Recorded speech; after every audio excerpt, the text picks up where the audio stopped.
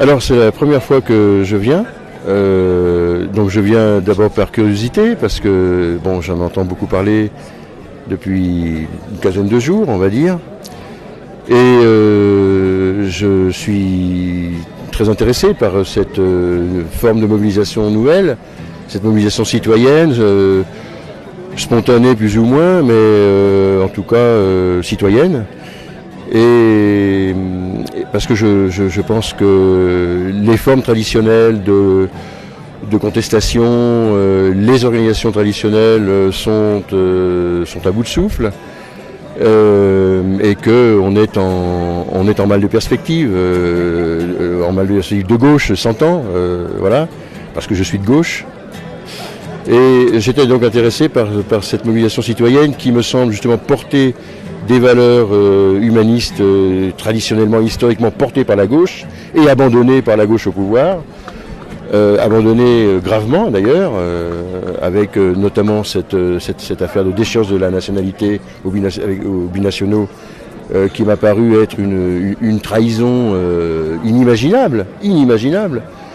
Alors cette mobilisation hors norme m'a semblé tout à fait intéressante, porteuse d'espoir.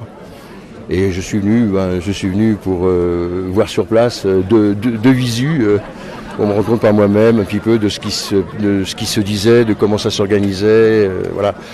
Alors j'ai bien l'intention d'ailleurs de revenir un peu pour prendre ma part, éventuellement dans différentes commissions. Je pense que cette mobilisation, je dirais à la fois beaucoup de choses et peu de choses. Enfin, je veux dire. Je ne sais pas s'il faut fixer des objectifs très précis et très... Moi je constate une chose, c'est que pour moi, ce qui se passe là, c'est une forme de résistance. C'est une forme de mobilisation pour défendre la démocratie, qui est, bon, au-delà de la loi El Khomri qui a été le point de focalisation, mais on s'aperçoit au fond que ce mouvement-là va bien plus loin et qu'au fond, tout converge vers ce besoin de démocratie, une démocratie qui est bafouée tous les jours, qui est en crise, et donc je pense que ce mouvement, de toute façon,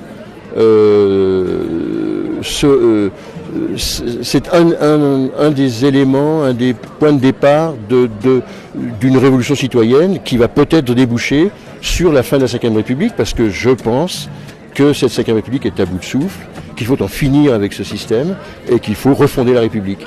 Eh bien, moi je pense que la refondation de la République passera entre autres par ces formes-là, c'est-à-dire ces formes de démocratie un peu directe, un petit peu spontanée et très ouverte. Sinon, je ne vois pas comment ça pourrait se faire. Ça ne pourra que se faire en partie dans la rue. Et donc voilà, je pense que on pourra prendre appui sur ce mouvement-là. Alors, il y a deux choses. Il y a actuellement, dans le paysage politique français, il y a deux éléments intéressants. Il y a ça, Nuit debout, qui me paraît porteur de cette revendication-là, mettre fin à la Ve République et refonder la République. Et il y a le candidat Mélenchon, qui très clairement a pris position, et il l'avait déjà fait 5 ans auparavant, il le refait cette fois. Alors, cela dit, le cas Mélenchon, c'est un cas compliqué, parce qu'on pourrait lui reprocher un certain nombre de choses, et puis on pourrait lui reprocher par exemple de faire cavalier seul, d'être parti tout seul comme ça en campagne, sans avoir le souci au fond d'être dans une convergence. Et donc on a un peu le sentiment qu'il s'est moulé finalement dans la Ve République complètement, et donc c'est un peu contradictoire avec son idée d'élection d'une constituante et donc d'une refondation de la République. Il n'empêche qu'il est quand même porteur de cette exigence-là, et qu'il est, et au fond son programme me paraît intéressant. Enfin, provoquer l'élection d'une constituante au bout d'un an et laisser la constituante décider de ce que deviendra la République, et quitte à se barrer après, moi je trouve ça intéressant. Alors voilà, il y a actuellement ces deux choses-là.